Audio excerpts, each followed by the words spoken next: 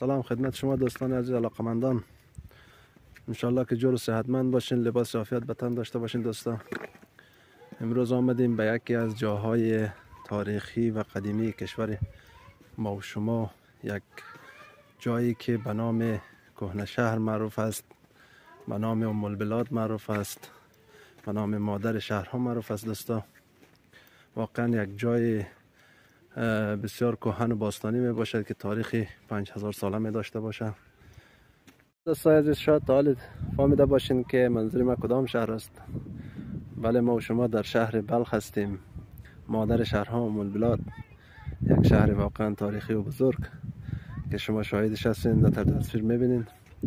یک شهری که واقعا سرسبز و بزرگی است و هم دیوار بلخ که به نام قلعه بربر یاد میشد گذاشته و هم جاهای برج‌های نگهبانی که در گذشته از شهر بلخ امنیتش برقرار میکنند و در اینجا نگهبانی میدادند که در هر 100 متر و یا 200 متر یک دانه از این برج‌های نگهبانی وجود داره که یکی است.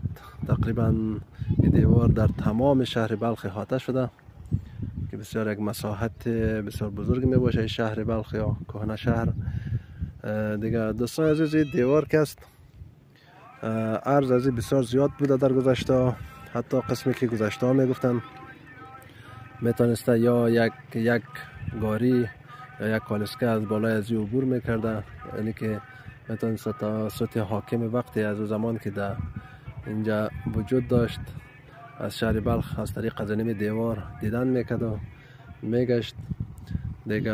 بر از هم در گذشته بسیار زیاد بود، یا عرضش شاید به 3 متر یا بیشتر یا کمتر چیزی عرضی بود، اما نسبت به تغییرات اقلیمی و بعضی جنگ هایی که در گذشته در کشور ما و شما بود دوستان عزیز تقریبا از بین رفته و خراب شده دیگه.